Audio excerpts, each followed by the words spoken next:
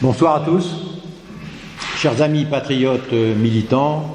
Je vous salue d'abord avec amitié, considération, estime. Et je vous félicite d'être là ce soir en ayant répondu massivement à Éric Charpentier et puis au président de France Souveraineté qui vient de présenter donc son association. Je crois qu'ils ont œuvré avec un engagement total. La centaine de personnes qui se trouvent dans la salle sont, je pense, pour eux deux, la récompense d'avoir eu un engagement total. Donc je me tourne vers Éric Charpentier, que nous nous sommes rencontrés la première fois il y a quelques mois, c'était à Saint-Amand-Montrond, et c'est à la suite de ce contact qu'il m'a demandé, dans des dates à définir, que je puisse venir vous prêcher la bonne parole ici. Et donc, encore merci. Merci de me faire cet honneur et d'être parmi vous ce soir. Alors aujourd'hui, chers amis patriotes, je suis là parmi vous et je vous regarde avec une immense émotion. Vous êtes la France. Tous ici, nous sommes la France. Mais une France qui, hélas, se porte de plus en plus mal. Le titre ciblé de mon intervention, immigration, insécurité, islamisme, quel devenir pour l'identité française, me permettra de traiter un certain nombre de sujets allant de mon parcours personnel, en évoquant bien sûr Calais, qui a été le début un peu de ma descente aux enfers, mais aussi de ma volonté de résister. Je vous évoquerai aussi bien sûr la liberté d'expression, l'affaire du Bataclan dont on a parlé il y a peu de temps, le mépris de notre président pour la France et son peuple. Enfin, en dernier, j'aborderai la situation critique de la France d'aujourd'hui en tentant de dégager une solution originale pour tous les résistants que vous êtes, afin de tout faire pour sauver la France décadente de sa mort programmée. C'est donc en tant que simple citoyen, président du Cercle de citoyens patriotes, que je m'exprime devant vous ce soir.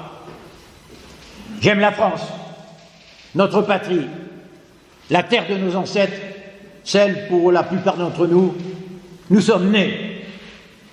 Vous le savez tous, la patrie c'est la terre des pères, la terre qui a vu des millions de Français de toute époque, de toute génération, souffrir, verser leur sang, des larmes et d'autres, mourir héroïquement, pour gagner et sauvegarder la liberté et l'identité de notre grande France.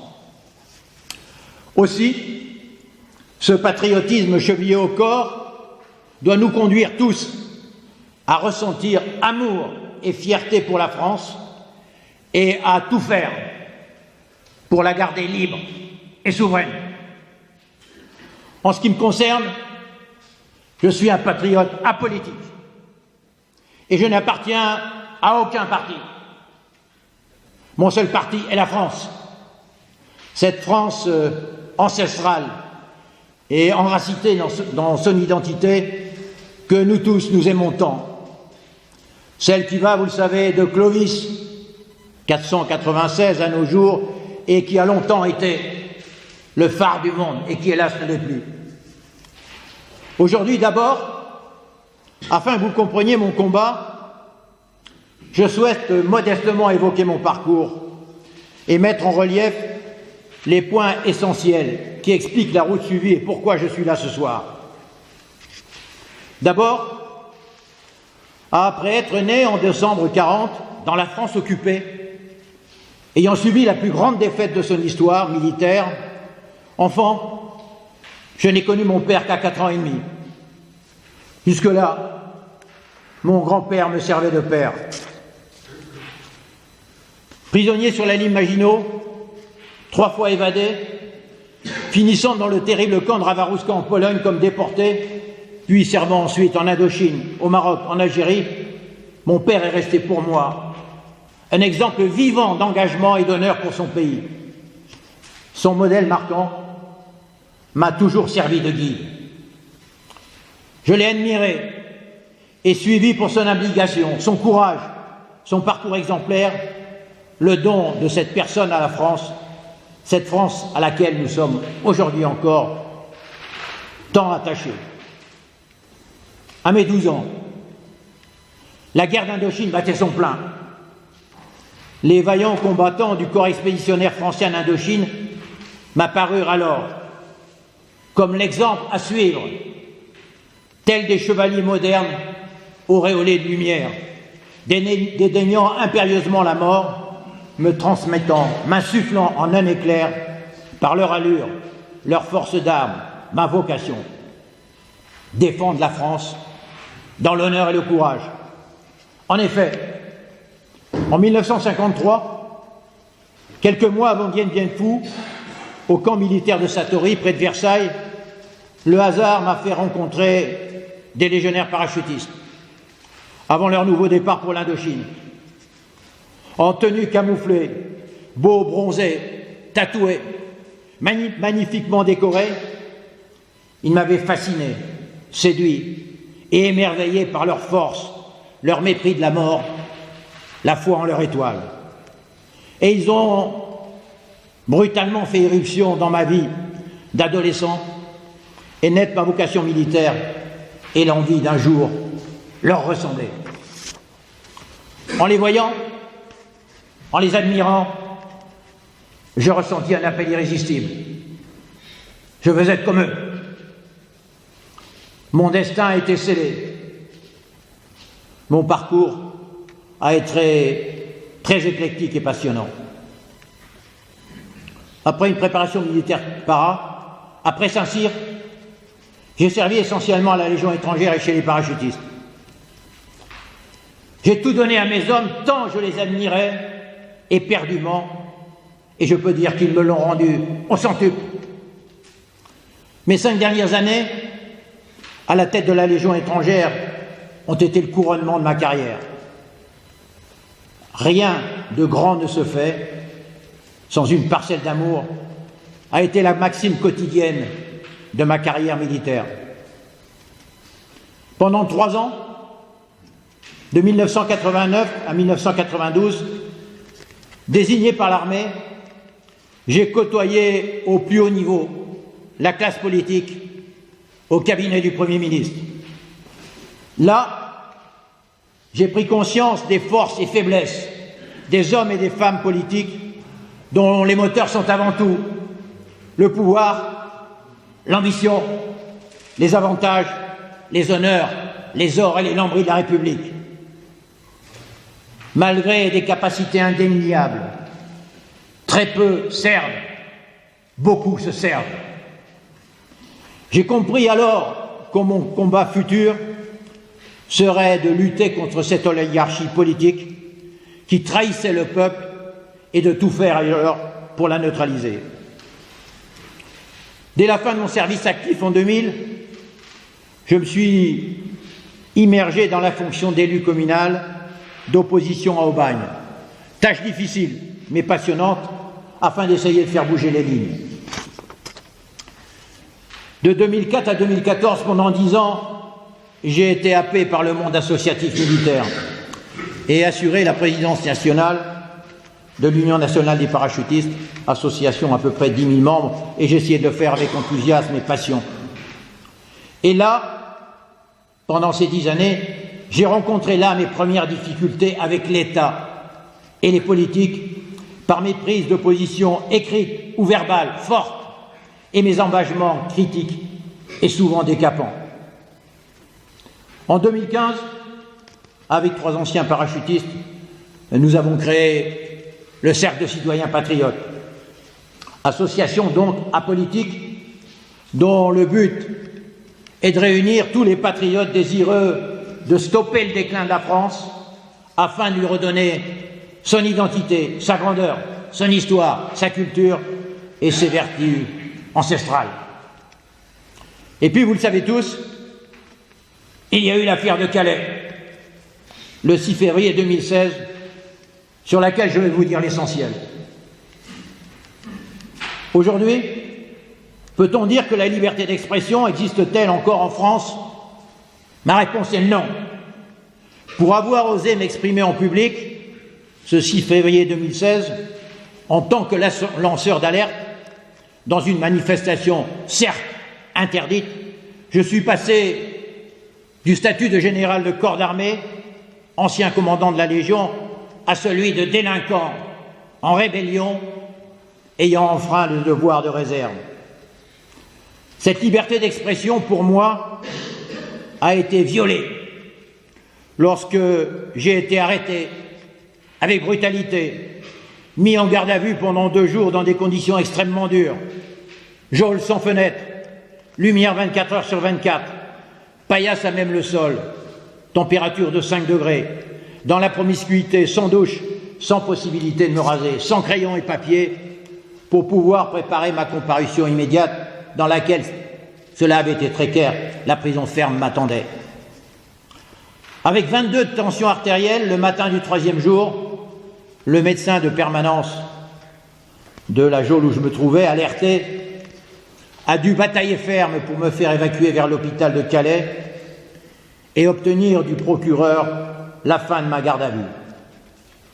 Puis par la suite, l'ensemble du contentieux, à savoir l'organisation de la manifestation, ma participation, mon rôle, la liberté d'action et le devoir de réserve ont été soumis à la juridiction pénale, c'est-à-dire au tribunal correctionnel de Boulogne, qui a prononcé ma relaxe totale.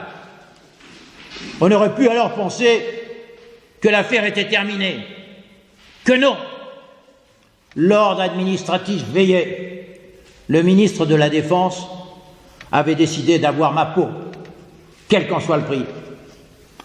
Aussi, le décret de radiation des cadres, signé par le président de la République le 23 août 2016, 3 mois après ma relaxe, est apparu, bien sûr, comme un désaveu de l'institution judiciaire.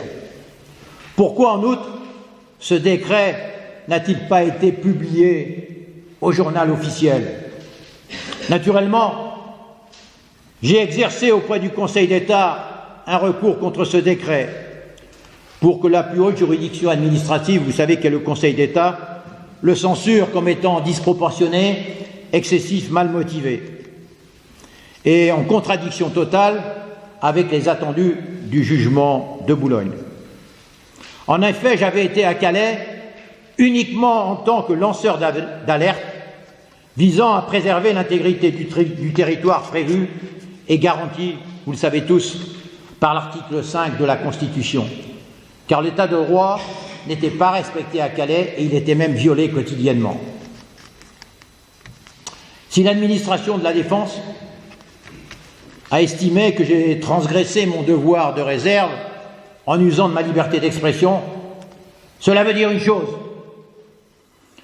c'est que ma liberté d'expression ne peut être que celle de la pensée dominante. Et si elle n'est pas conforme à la bien-pensance politique, alors elle est sanctionnée. La vérité, elle est simple, c'est que mon cas a servi et sert encore aujourd'hui d'instrument pour faire taire la grande muette, car des officiers généraux s'expriment aujourd'hui beaucoup plus qu'avant. Et donc le pouvoir a voulu faire de moi un exemple pour imposer le silence dans les rangs. Peut-on d'ailleurs être surpris qu'un officier général qui, comme tout serviteur de l'État ayant servi sous l'uniforme, attaché viscéralement à la légalité au respect, dénonce précisément le non-respect de l'État de droit qui fonde notre démocratie? Qui est le plus coupable? Le général révolté qui a enfreint cette interdiction de manifester, ou ceux qui ne font pas appliquer la loi et participent à l'aggravation de la situation? Il s'agit donc aujourd'hui, on le voit bien, de faire taire ceux qui gênent le pouvoir et de chercher à museler leur liberté d'expression, bien entendu, et à menacer de sanctions ceux dont l'expression dérange. Le rejet inadmissible et scandaleux de mon recours par le Conseil d'État, le 23 septembre 2017, a prouvé la porosité ignoble d'un pouvoir sans foi ni loi avec la justice administrative qui obéit aux ordres. Alors oui, aujourd'hui, le dilemme est confronté à un général, c'est soit faire son devoir, ou bien se taire. Faire son devoir, c'est ne pas se résoudre à fermer les yeux sur la gravité de la situation. Oui, aujourd'hui, je pense, beaucoup de nos compatriotes prennent la mesure du communautarisme triomphant, de la violence sociale comme de la gabegie administrative ou de l'incurie financière. Oui, beaucoup s'expriment et s'inquiètent de tous ces maux qui s'abattent sur un corps national, abîmé et divisé. À Calais, je n'ai jamais été qu'un lanceur d'alerte, je le répète. Me taire, c'eût été garder le silence au nom de la Grande Muette et de sa subordination organique au pouvoir politique. Je considère que ma prétendue violation du devoir de réserve est erronée. L'affaire de Calais a mis en lumière l'iniquité de la démocratie française. J'ai été radié des cadres car j'ai eu tort d'avoir raison. J'ai lancé le 13 mars 2018, donc il n'y a pas longtemps, ma dernière requête possible devant la Cour européenne des droits de l'homme. Et curieusement, alors que ces requêtes demandent 2 ans d'études, moins de 3 mois après, le 11 juin 2018, il y a 3 mois, la Cour européenne des droits de l'homme a déclaré ma requête irrecevable. Il était précisé en plus, cette décision est définitive et n'est susceptible d'aucun recours. C'est une contradiction donc entre la forme et le fond.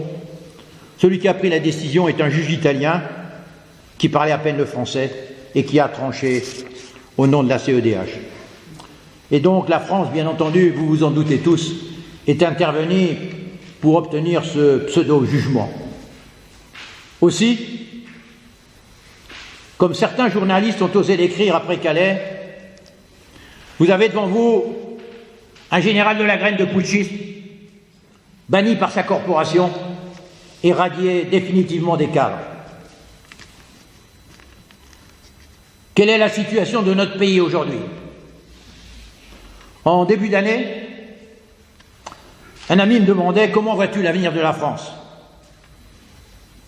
Il s'inquiétait de la voir sombrer et décliner de manière inéluctable et de constater qu'elle était peu à peu en train de disparaître avant peu. Aussi, comme beaucoup d'entre nous et d'entre vous, à notre modeste niveau, nous conduisons avec le cercle de citoyens patriotes un combat d'avant-garde contre la dégénérescence de notre pays, l'augmentation de l'insécurité, l'islamisation rampante, le déferlement migratoire et la perte de notre identité. Depuis des dizaines d'années, la France va mal. Elle va même de plus en plus mal.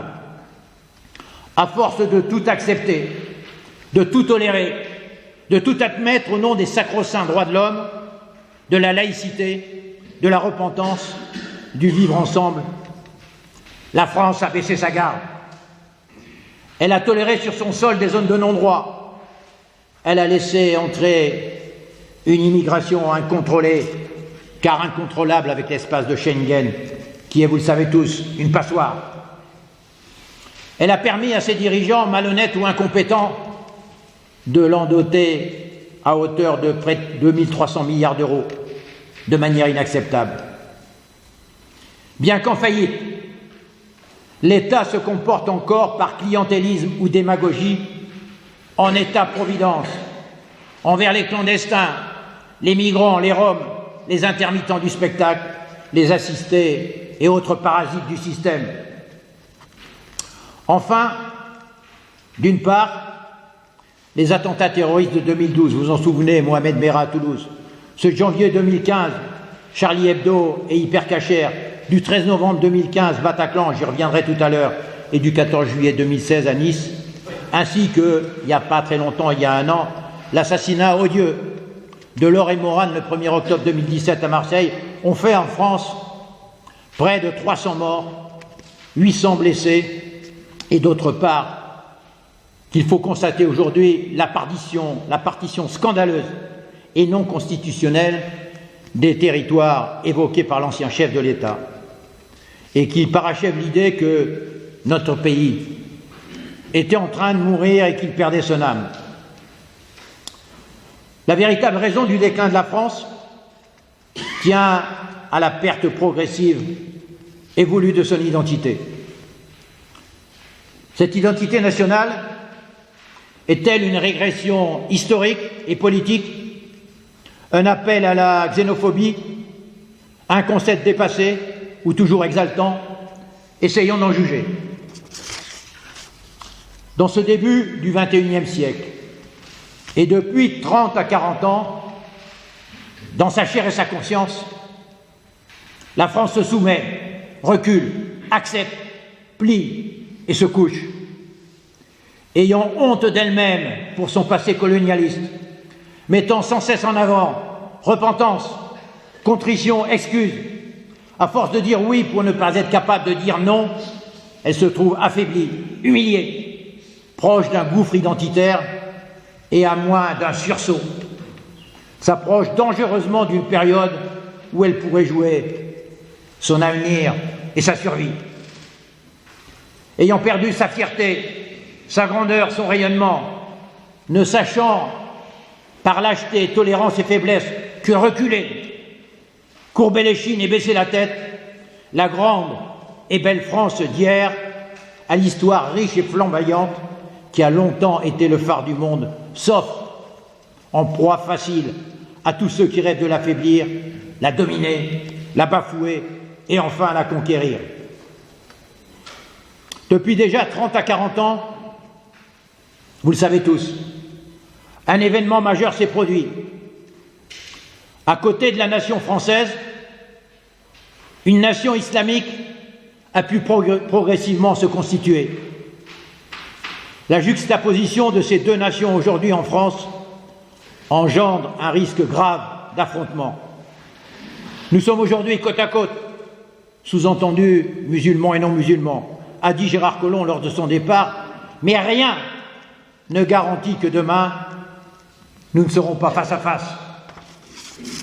Or, nous le savons tous, la présence de deux nations sur le même territoire national présente des risques énormes de guerre civile qui, vous le savez, est le déchirement de la nation origine.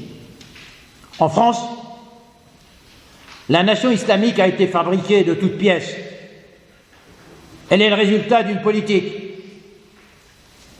Les élites politiques françaises, c'est-à-dire les grands corps de l'État, les partis politiques, les experts, les magistrats, les médias, les élites culturelles, ont pour de multiples raisons, plusieurs décennies durant et encore aujourd'hui, encouragé et légitimé l'immigration musulmane.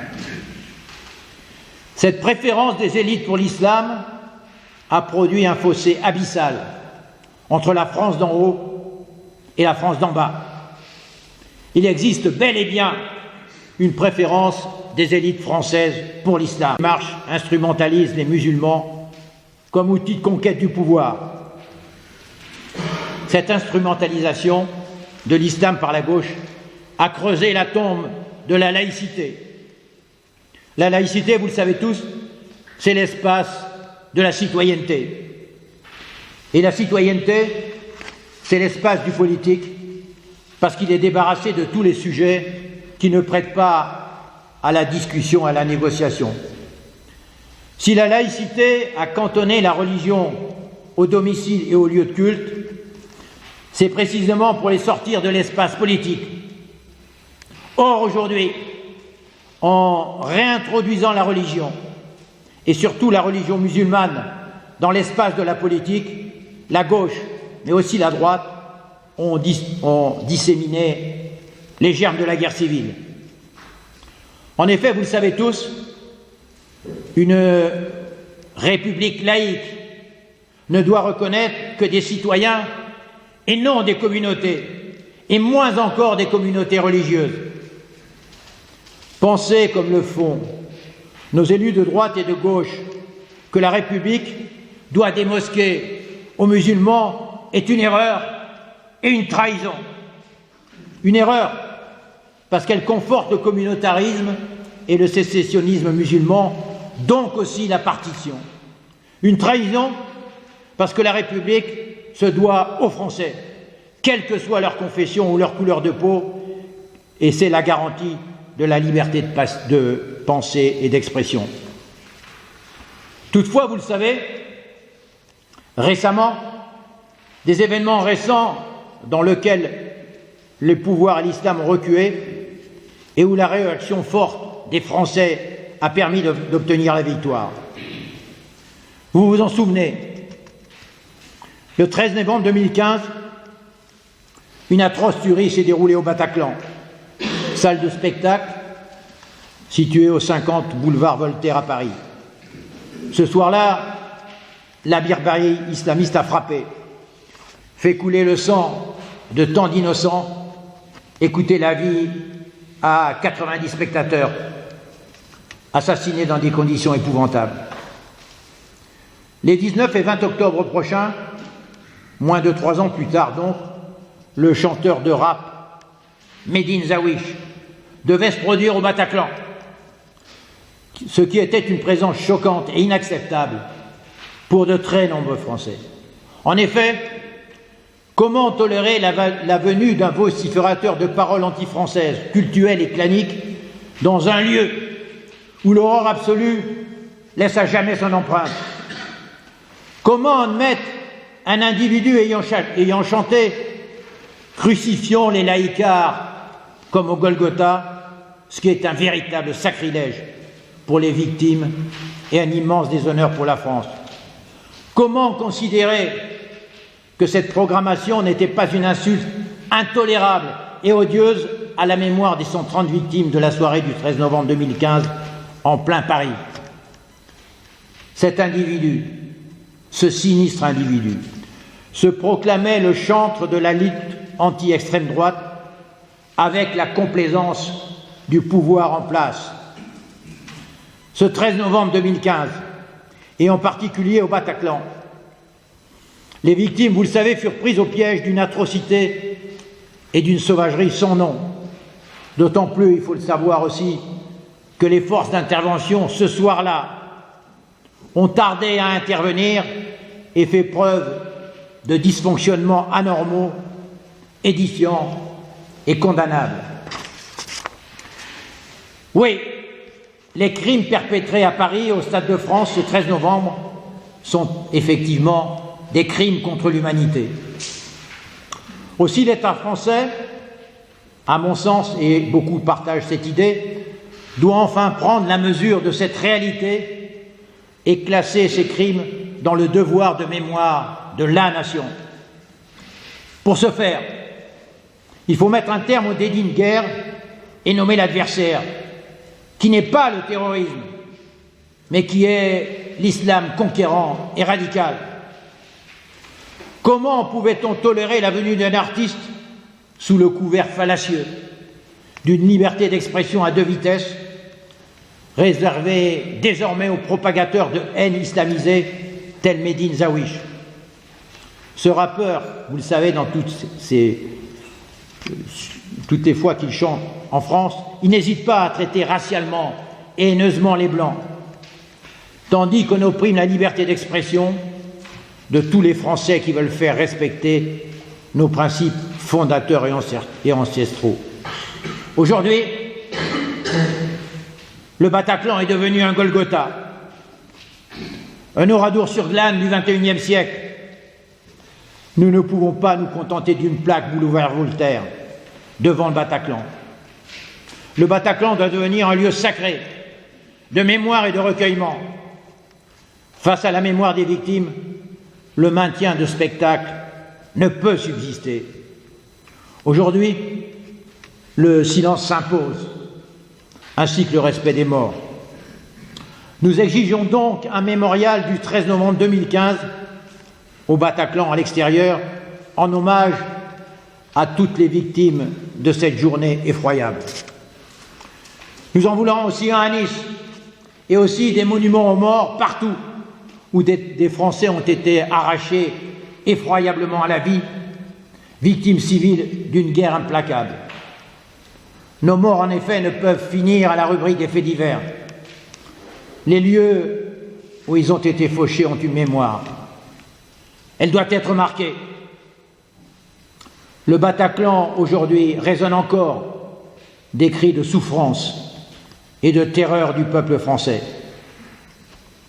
Le 21 septembre, vous le savez, il y a peu, les concerts de la honte du rappeur islamiste Médine, programmés au Bataclan les 19 et 20 octobre, ont été annulés. Grâce à l'union de nombreux mouvements et de milliers de Français qui s'étaient mobilisés, car l'union a fait la force, l'islam, pour la première fois, a reculé. La vérité est qu'il s'agit bel et bien d'une victoire des patriotes, la première du genre. Cette victoire en appelle d'autres. À nous de les obtenir. Dans ce combat, sans l'action concertée du Conseil national de la résistance européenne, de Génération identitaire, de d'autres mouvements comme les Volontaires pour la France, Notre Cercle, Riposte laïque, sans la mobilisation de tous les sites de réinformation, sans la colère des familles des victimes, et notamment, vous avez dû en entendre parler, celle du courageux et exemplaire Patrick Jardin, outré par cette provocation, et sans l'action de tous les patriotes sur les réseaux sociaux, cette victoire sur la collaboration n'aurait jamais pu avoir lieu. Je le répète, cette défaite est la première défaite des islamistes, leur première défaite de taille. Ce concert de la honte a été reporté au Zénith au 9 février 2019. Mais il n'empêche que nous avons ensemble interdit à un rappeur islamiste de venir cracher sa haine dans un lieu qui a vocation à devenir un sanctuaire pour les générations futures. Merci à vous tous. Merci à tous ceux qui, par leur action, leurs messages, leurs interventions, se sont dressés pour empêcher cette forfaiture dont je pense que si elle s'était réalisée, la France aurait perdu son âme. J'avais d'ailleurs dit en juin, si les Français acceptent cela, ils accepteront tout. Cette victoire nous montre que l'union des patriotes, que beaucoup prônent depuis longtemps, et l'action concertée de l'ensemble des organisations patriotiques avec toutes les personnes de bonne volonté est une des voies de la victoire contre l'islamisation et le grand remplacement.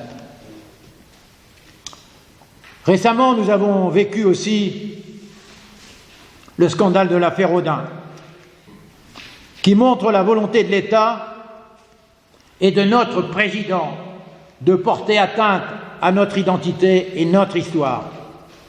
Quel était ce personnage?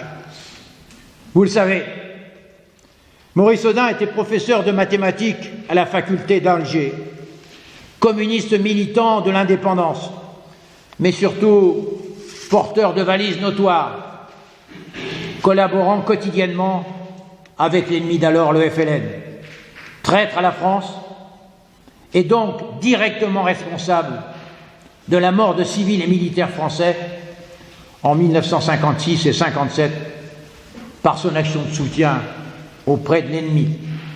Pourtant, notre président, en se rendant soumis, coupable et repentant chez son épouse, a tenu à demander pardon et à reconnaître la responsabilité de la nation dans la mort-disparition de ce traître à la France. En oubliant alors que l'Algérie était française, en accomplissant cet acte entre guillemets de bravoure, lamentable et offensant pour l'armée française, Emmanuel Macron a publié un communiqué clair et scandaleux que je vais vous lire. Le président de la République a décidé qu'il était temps que la nation accomplisse un travail de vérité sur ce sujet. Il reconnaît, au nom de la République française, que Maurice Audin a été torturé, puis exécuté ou torturé à mort par des militaires qui l'avaient arrêté à son domicile. Et il conclut, il est mort sous la torture, du fait du système institué alors en Algérie par la France.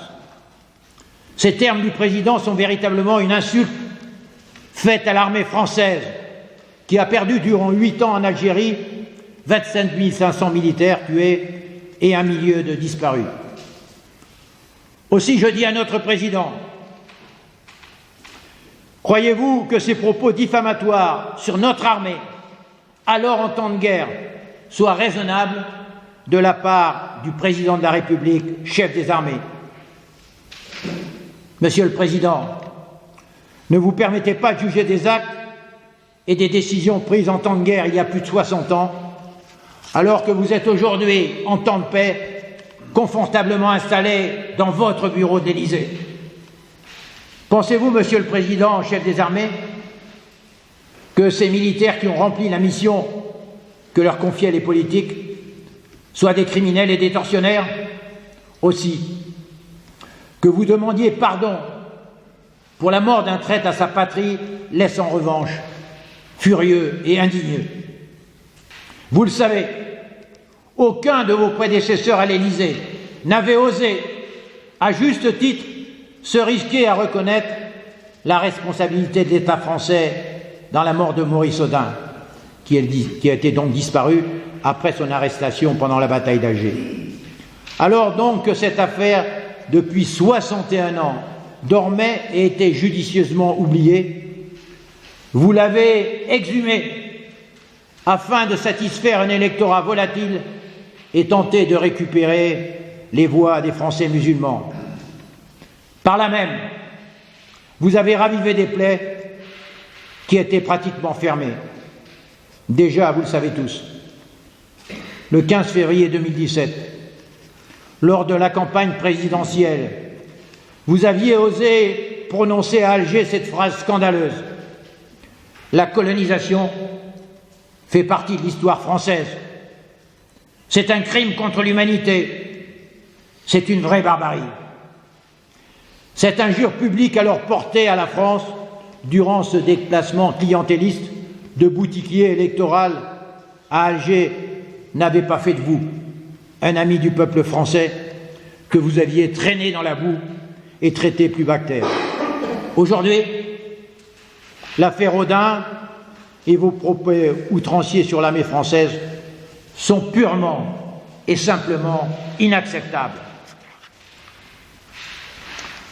Après la démission fracassante du général de Villiers, il y a un peu plus d'un an, cette nouvelle offense à l'armée traduit, si besoin en était, le mépris que vous portez aux militaires et la marque de défiance à leur égard. Abordons à présent le sujet majeur, l'état critique de la France aujourd'hui, qui, si nous ne bougeons pas, l'a conduit à sa mort certaine.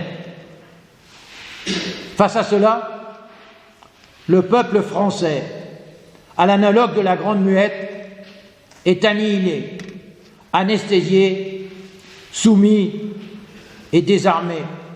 Pourquoi? Aujourd'hui, comme l'écrit Malika Sorel, peut-on dire à un peuple: vous êtes destiné à disparaître et vous devez l'accepter? C'est exactement ce qui est en train de se passer. On demande au peuple européen de disparaître. Oui, la très vertueuse religion des droits de l'homme impose aux Européens, par le biais de la non-discrimination, le devoir de disparaître en souriant pour laisser la place à d'autres peuples et à d'autres civilisations. Cette invitation à un suicide voulu et accepté, à une euthanasie collective, sans réaction des peuples européens, plongés dans la léthargie et qui semblent évidemment consentir à leur propre disparition, ce constat est ahurissant. Comment est-ce possible? Le constat est simple. Alors que la France, vous le savez tous, constitutionnellement est indivisible, aujourd'hui, des zones de non-droit existent et se développent sur notre territoire. Nous assistons à une partition progressive de notre territoire, partition reconnue par notre ancien président de la République et qui va s'étendre inexorablement en raison de l'immigration massive incontrôlée voulu par les mondialistes européens. Parallèlement à cela, le communautarisme s'installe progressivement partout et s'impose dans toutes les zones urbaines. Aujourd'hui, nous devons accepter l'occupation afro-maghrébine, majoritairement musulmane, voulue et prescrite par l'Union européenne et l'État français. Pour s'opposer à ce double défi imposé, communautarisme et partition, le constat est simple. Aujourd'hui, les rangs patriotes ne sont pas assez nombreux. En outre, il manque de jeunes, il n'y a qu'à regarder la salle, qui pourtant sont la France de demain et qu'il faut absolument attirer. Deuxième point, les patriotes, majoritairement, sont souvent résignés, soumis, peu motivés et paraissent plongés dans une apathie générale. Ils sont fréquemment désormais moralement et se complaisent souvent dans les réseaux sociaux et le repli sur soi. Et troisième point, nous ne sommes pas unis. Il faut absolument combler ces trois lacunes majeures qui interdisent une résistance efficace et forte. Mais le temps nous est compté et il y a urgence. Sinon, nous sommes condamnés à nous contenter d'allumer des bougies, à déposer des fleurs et à afficher « je suis ceci ou cela » chaque fois dès que des vies de nos concitoyens seront broyées par la barbarie la plus abjecte que notre pays a connue depuis le nazisme et les atrocités commises par le FLN en Algérie. Oui, je le répète, nous avons cependant encore la possibilité de résister. L'espoir et la volonté de vaincre doivent nous animer. Des exemples proches doivent nous motiver. La victoire de Viktor Orban en Hongrie, le 8 avril 2018, et le succès des partis de droite aux élections italiennes provoquent l'espoir. L'attente des peuples, oppressés par la subversion migratoire et le changement de civilisation, est immense. Ne pouvons pas les décevoir. Alors, que peut-on faire ?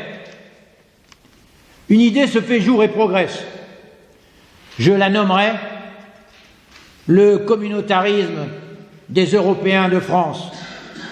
En effet, puisque nous ne pouvons ni éviter la partition ni la communautarisation, nous allons nous-mêmes nous communautariser avec pour objectif, bien sûr, d'être les meilleurs et les plus nombreux.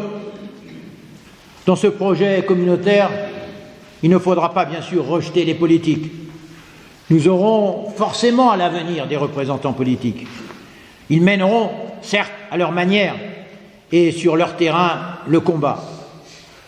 Car l'élection, bien sûr, c'est un terrain d'expression.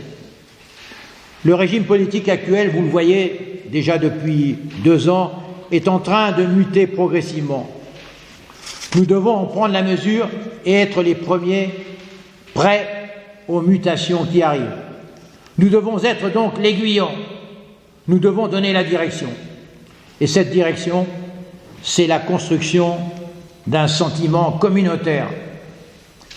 C'est œuvrer au rassemblement par le plus grand dénominateur commun. Nous sommes les Européens, les autochtones, les natifs européens. Les autres sont chez nous. Ce sol est le nôtre. Nous n'allons pas abandonner cette réalité. Nous ne l'abandonnerons jamais.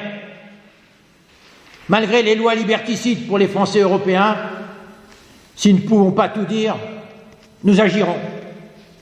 Nous ferons communauté.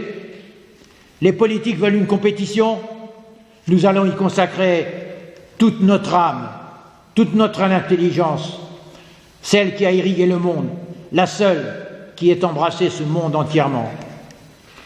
Ne perdons pas de vue, en effet, que la démographie galopante du monde afro-maghrébin et le différentiel du taux de natalité sont un atout pour l'adversaire. Mais nous le ferons le maximum pour redresser cette situation. Le communautarisme européen est donc à développer parmi les Français européens. Et il sera primordial avant tout de bâtir ce qui sera un jour la conscience d'appartenance communautaire. C'est une solution séduisante dans un état de fait que nous subissons, à la fois la partition irréversible et le communautarisme. C'est une réponse donc qui me semble constructive, positive, même si elle présente des risques. Positive parce que nous ne pouvons pas subir éternellement. Il faut absolument reprendre l'initiative. Nous allons le faire. Nous devons relever le défi qui nous est imposé, partition, communautarisation, islamisation. Il s'agit de développer tous les lieux, outils, moyens de cette conscience communautaire qui doit souder entre nous, les Français européens. Nous allons proposer donc un mouvement culturel au sens large, qui embrasse à la fois le divertissement, l'économie, la culture, les médias de diffusion, les groupements locaux, le lobbying et autres. Nous allons anticiper et préparer l'avenir. Ça va consister à organiser les choses en tenant compte des mutations de la société européenne et précisément française. C'est de notre responsabilité et nous allons la prendre. C'est aussi le choix, et le seul, de rassembler largement autour de cet avenir pratiquement inéluctable lié à la participation et au communautarisme, à la partition et au communautarisme.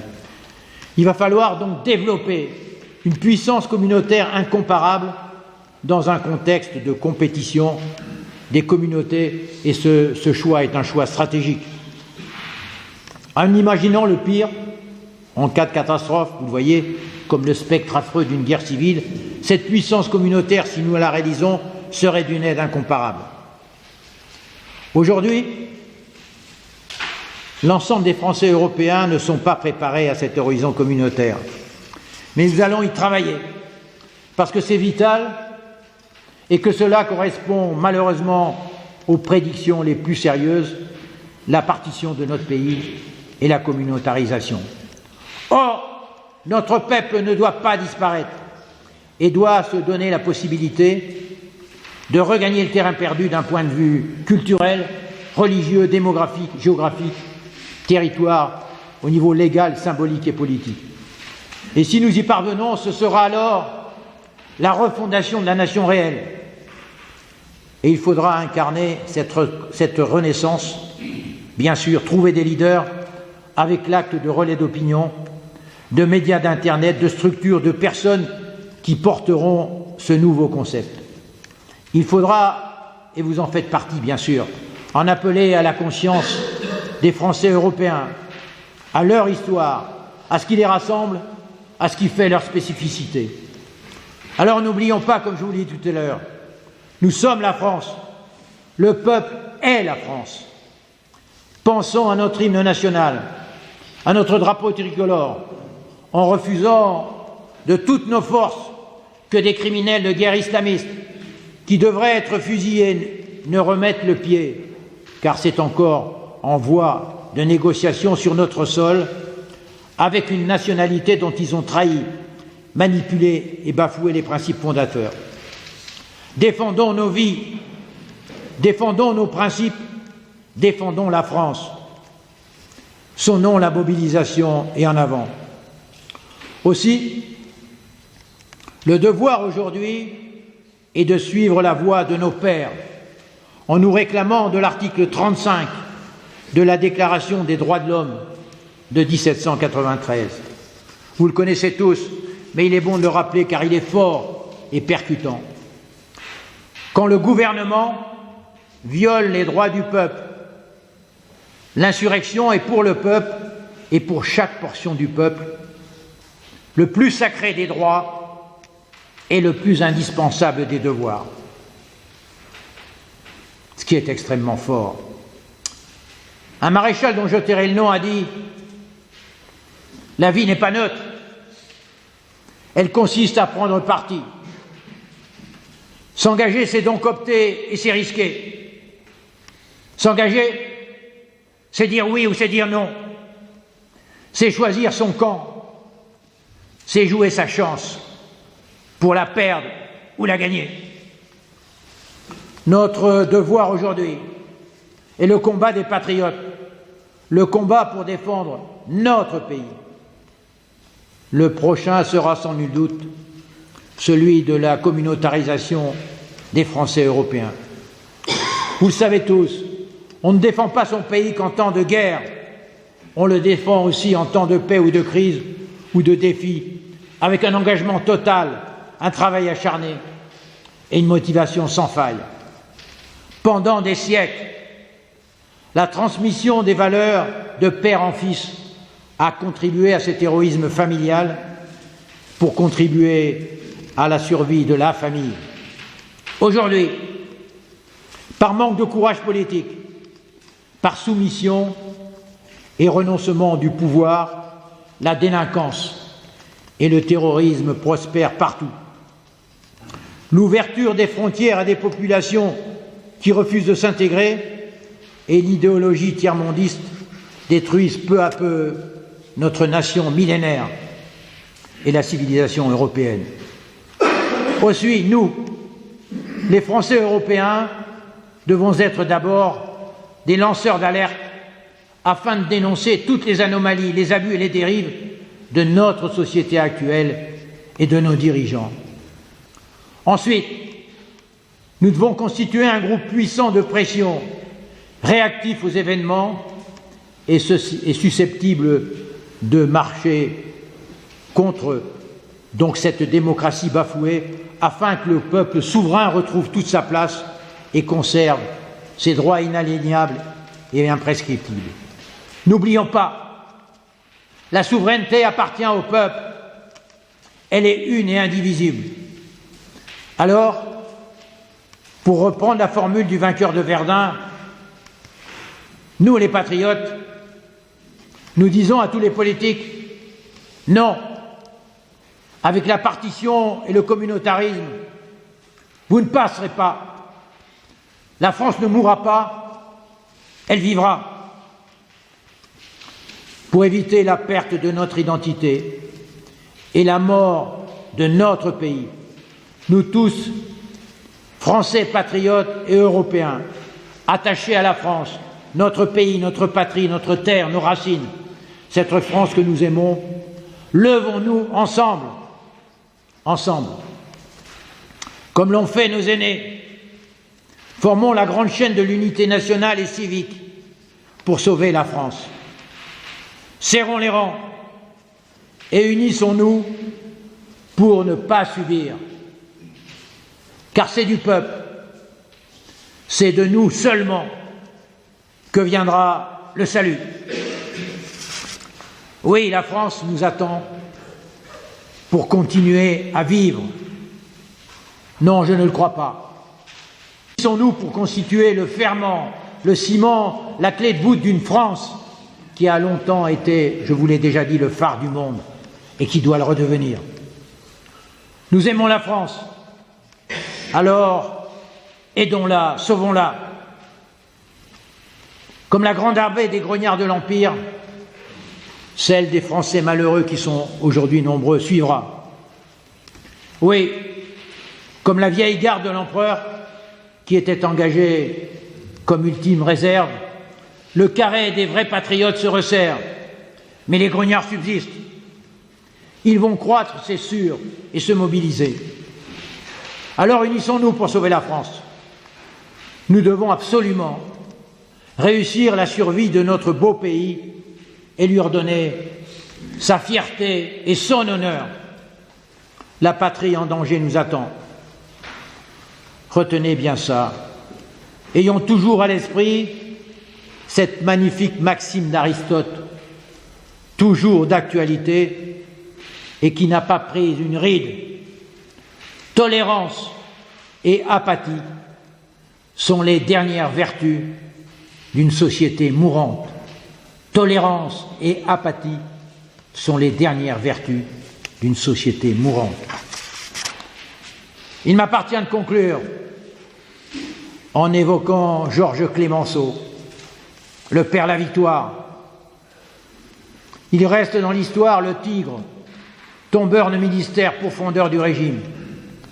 Mais vous le savez tous, c'était avant tout un grand républicain patriote qui aujourd'hui serait bien utile à la France. Gardons à l'esprit sa superbe citation, à méditer plus que jamais. Gloire au pays où on lutte, honte au pays où on subit. Oui, donc, nous les Français européens, nous allons lutter pour gagner. Vous le savez, vous le constatez. La France vit une immense tragédie, car son identité est en péril. À moins d'un sursaut des citoyens patriotes que nous devons provoquer, elle risque d'en mourir. Alors, comme partout, comme Zola et Clémenceau, clamons la vérité, luttons et résistons. Partout dénonçons, partout où nous sommes, la destruction progressive et programmée de la France. N'oublions pas que nous sommes la France. Reprenons donc le chemin de la résistance de nos pères. Unissons nos forces, gommons les clivages, renforçons nos liens. Nous avons quelque chose de sacré en commun. La France, notre pays bien-aimé. Il y a près de 5 mois, le 6 juin 2018, c'était le 74e anniversaire du débarquement en Normandie, qui marquait la volonté pour la résistance européenne et mondiale de libérer notre pays du joug nazi. Aussi, ayons chevillé dans l'âme cette chaîne de résistance à travers le temps. Respectons aujourd'hui le sacrifice de tant de Françaises, de Français et d'Européens qui nous ont montré lors de la Grande Guerre ce qu'est la défense de la liberté et de notre patrie. Oui, nous avons le droit de vivre, de lutter et de mourir un homme libre. Partout, menons le combat afin de sauver notre patrie. Alors debout les patriotes, car c'est debout que l'on écrit l'histoire. Et pour toujours, vive la France!